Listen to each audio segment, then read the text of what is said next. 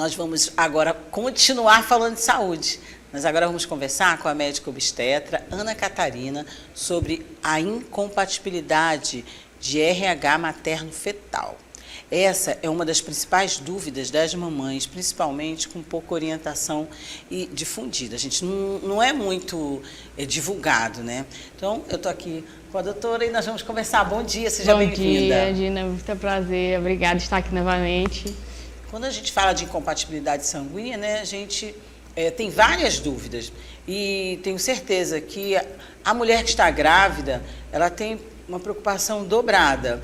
Então, acho que o básico, a doutora vai me corrigir se eu estiver errada, é você saber a sua tipagem sanguínea, né? Então, doutora, dito isso, quais são as outras atenções que a gente deve ter e o que é mesmo a incompatibilidade sanguínea para que a gente possa começar? Inicialmente, saber qual é o seu tipo de sangue é muito importante, inclusive é um dos exames de rotina inicial do pré-natal realmente. Mas antes eu gostaria de explicar para vocês o que é mais ou menos essa parte de grupo sanguíneo que a gente tanto fala. Normalmente o que a população geral conhece é os tipos ABO, né, que são os tipos de sangue, e o RH é o fator, se é positivo ou se é negativo. Quando é que então acontece essa incompatibilidade sanguínea materna e fetal? É quando a mãe apresenta a tipagem sanguínea com um RH que a gente chama de negativo. Esse negativo nada mais é do que significar que ela não tem o antígeno daquele gene, né, daquela proteína. E quem é RH positivo tem esse antígeno, essa proteína. O fato da mãe ser negativa e o pai, por exemplo, ser positivo, associado a isso pode gerar um bebê que seja RH positivo. E aí é que está o risco.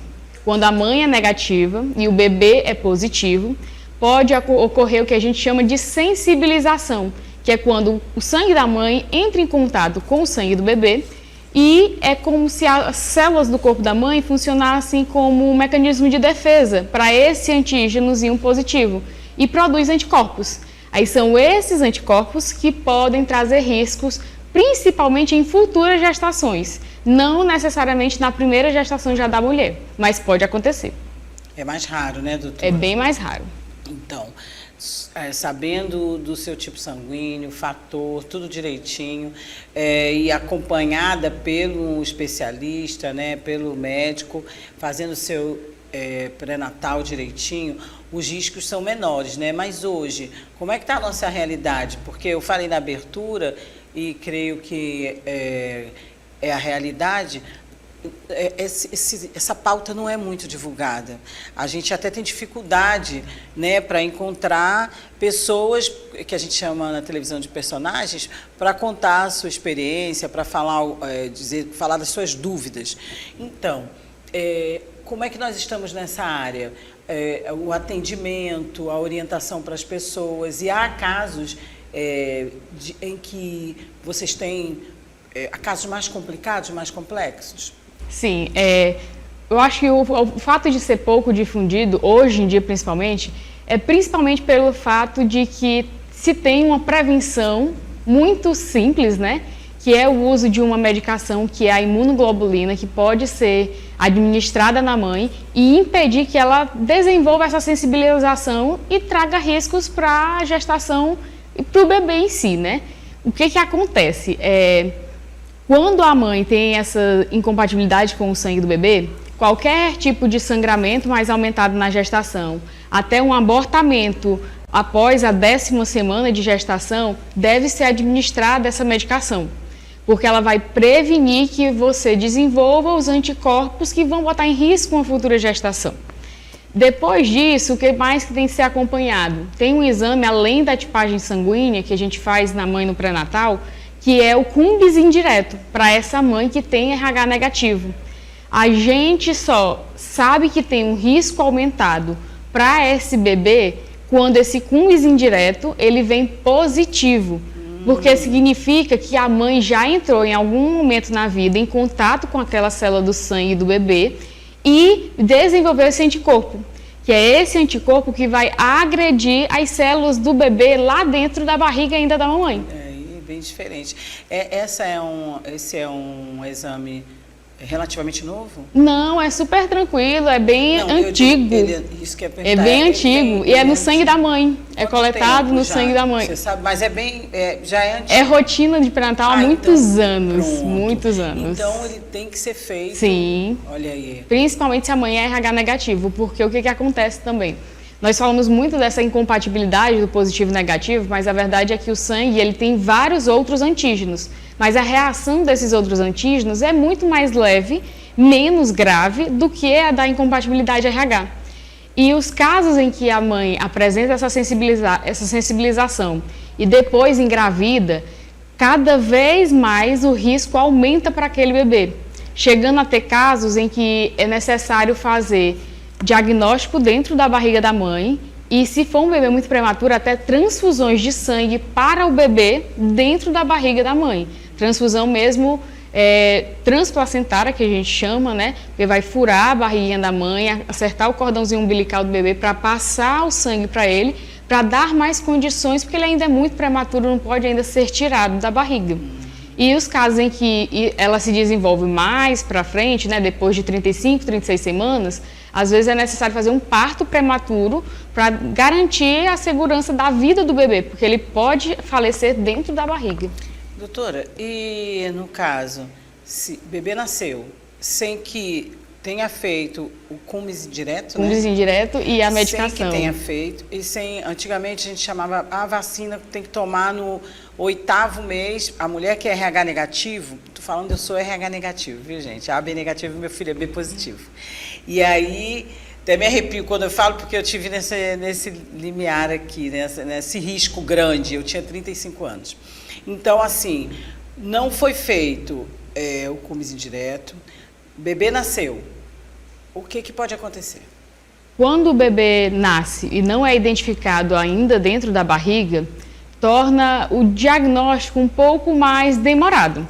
E esse tempo que é perdido, digamos assim, ele pode trazer mais riscos porque a reação lá dentro do vaso, do sangue do bebê, já está acontecendo. E pode acontecer de dar lesões cerebrais no bebê, ter danos neurológicos. Os casos mais graves, que hoje em dia a gente não costuma ver, podem levar até paralisia cerebral.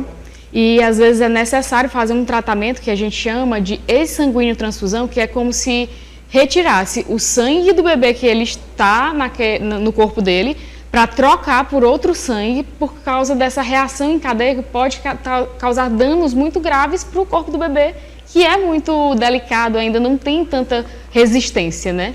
Então, doutora Ana, o tempo é fundamental, né?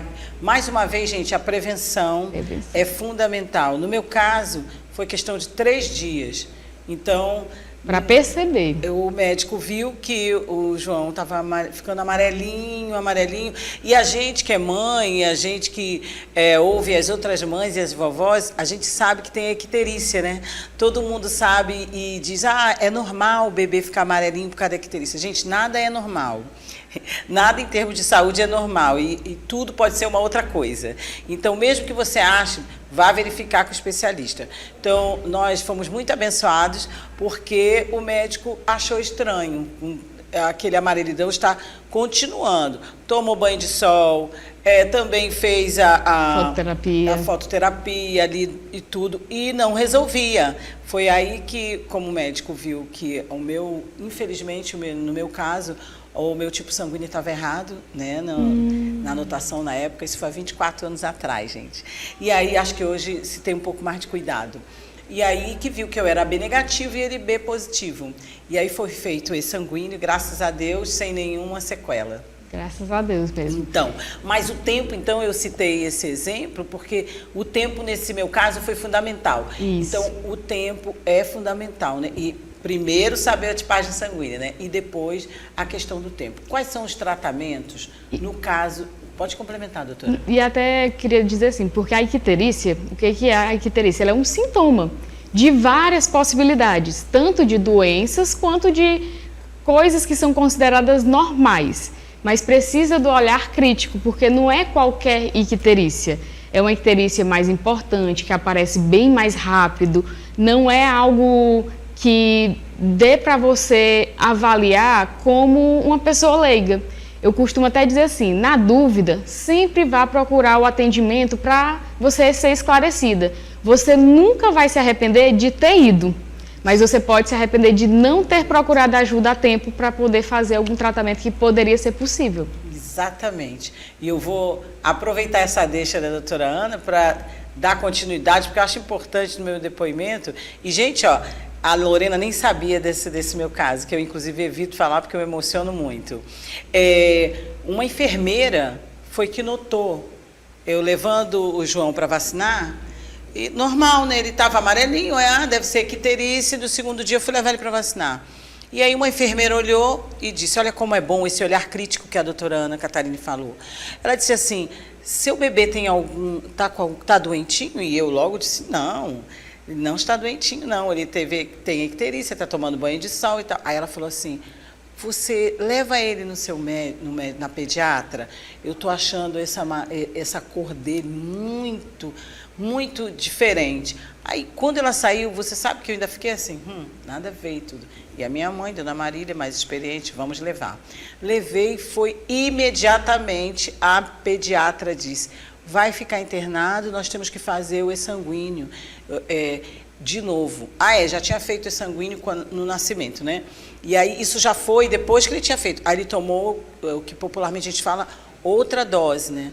Outra vacina, porque já estava voltando. Quer dizer que pode mesmo, doutora, aproveitando aqui o caso, mesmo que tenha esse atendimento inicial, né, que foi logo pós-parto, poderá ter que novamente fazer a mini transfusão, como a gente chama. Né? Porque o que acontece? Existem graus, né, e gravidades. E pode ser que a reação seja muito intensa, muito forte, e aquele primeiro tratamento, até às vezes a fototerapia, que dependendo do grau, se for uma coisa bem mais leve, resolve, não resolve. E aí você tem que acompanhar com os dias e ver se realmente o bebê está progredindo com melhora laboratorial, progredindo com melhora clínica. O bebê ele vai estar mais reativo, a coloração da pele vai melhorar, a coloração do olho que fica às vezes amarelinho vai melhorar. E é importante que as mulheres entendam que essa prevenção, que é com a imunoglobulina ainda dentro da barriga, ela tem que ser feita principalmente em 3 motivos, digamos assim, né? Se ela apresentar um sangramento aumentado durante a gestação, depois das 10 semanas, mesmo que não tenha abortamento, ela deve tomar a imunoglobulina se ela for do tipo de sangue negativo. Se ela tiver um abortamento depois desse período de 10 semanas, que é quando esse antígenozinho ele passa a ser produzido já pelo bebê, tem que tomar também essa imunoglobulina. E ela pode e deve tomar, se caso a gestação transcorreu tranquilamente, chegou a 28 semanas, não apresentou sangramentos, o cumbis continua negativo, está tudo tranquilo, deve ser tomada de forma profilática para o parto. E se não tomar dentro do período da gestação, ela pode tomar em até 3 dias após o parto, porque tudo isso é para prevenir que numa futura gestação ela desencadeie uma reação mais grave e mais intensa que possa trazer ainda mais riscos para o próximo bebê. Bom, algum outro detalhe que a gente deixou escapar ou para eu passar para... que eu gostaria de aproveitar a sua presença aqui para perguntar quais os outros cuidados, não só em relação ao sangue, mas outros cuidados básicos que nós devemos ter aí durante esse período, principalmente no início da gravidez, mesmo estando fazendo pré-natal, mas está sempre atenta. Por favor, doutora. Eu acredito que a parte principal é o acompanhamento especializado, você ir atrás de um profissional que merece estar com você, né? Um profissional que vai lhe acompanhar de verdade, vai lhe orientar, esclarecer. A gestação é um mundo completamente diferente e normalmente é uma novidade para a mulher, né? Independente de ser a primeira, a segunda, a terceira gestação, é sempre diferente. Isso. Então, os exames de pré-natal, ficar acompanhando a pressão, o peso, a alimentação, exercício físico é indispensável, muito importante, estimulado. Se você não tem nenhuma contraindicação, você deve fazer e, principalmente, escutar seu corpo. Ver os sinais e os sintomas que podem aparecer e que, se você acha que tem algo de errado, que não está certo, que você está sentindo uma dor que você não entende, que está acontecendo uma náusea, um vômito mais exacerbado, mesmo que digam para você, não, mas é normal, é assim mesmo, é coisa de grávida, procure uma orientação técnica especializada para saber se realmente é normal, porque às vezes pode não ser e você pode estar postergando um diagnóstico e um tratamento importante para você e para sua gestação. Doutora Ana Catarina, para finalizar mesmo, que a Lorena já está ali puxando nossa orelha, as mães que são RH negativo têm que ter mais atenção? Gostaria então que nesse finalzinho a doutora dissesse isso para a gente, né? Eu sou AB negativo e sei que é considerado, entre aspas, um sangue raro, né? Então, eu gostaria de dar essa atenção também maior às mamães para não levar o susto que eu levei. Existe tanta incompatibilidade dos tipos de sangue, né, de CA, B, O, mas essa especificamente que é a mais grave e importante, é essa relacionada a ser positivo e negativo, como a gente comentou. Esse fato da mãe ser negativa e o bebê ser positivo, é isso que traz mais riscos. Então é necessário que tenha essa atenção na tipagem mesmo da mãe, para saber se, por exemplo, o pai é RH positivo e a mãe é negativa. Então existe possibilidade do bebê vir positivo. E são nesses casos que deve ser dada essa atenção maior, esse cuidado maior relacionado a essa patologia, para prevenir e evitar que ela aconteça, que ela é completamente evitável realmente. E o tratamento que a gente tem com a imunoglobulina é especificamente para esse tipo. Então, por isso que a gente corre tanto atrás, porque o tratamento que a gente possui para fazer com o bebê ainda dentro da barriga é para esse tipo. Pronto, e o SUS também já tem esse tratamento, fornece, né, gratuitamente, todas as pacientes que dão entrada na maternidade, tanto nesse período depois de 28 semanas, quanto após o parto, não saem da maternidade sem fazer esses tipos de testes hoje em dia. Muito bom, muito bom. É a medicina evoluindo cada vez mais. Doutora Ana Catarina, a senhora que é médica, obstetra e ginecologista, você, né, muito jovem, agradeço muito as informações. Você fez eu voltar a algo que mexe muito comigo, mas que hoje, feliz, positivo. Porque graças a Deus não teve nenhuma sequela, meu filho se desenvolveu bem, mas correu risco muito grande, né? Então, é bom que a gente seja sempre prevenido. Muito obrigada. Deixe, por favor, suas redes sociais para alguém que também queira tirar suas dúvidas ou mesmo lhe fazer alguma pergunta ou lhe consultar mesmo. Muito obrigada. É sempre um prazer estar aqui com vocês, trazendo mais esclarecimentos. Eu até deixei uma caixinha de perguntas lá no meu Instagram sobre o tema, porque eu sabia que na entrevista a gente não ia conseguir abordar tudo. Meu Instagram é @doutora.ana com 2 N's e Catarina com TH. Podem ir lá que eu vou esclarecer todas as dúvidas e tentar ajudar vocês um pouco mais.